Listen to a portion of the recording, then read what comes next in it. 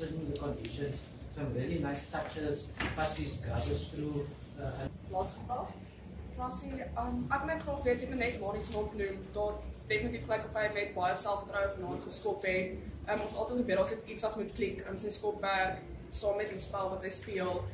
Is dit iets wat julle aan gewerk het die laaste paar weke in die Bokkamp, of is dit iets wat hy baie hard aan in die afseisoen gewerk het?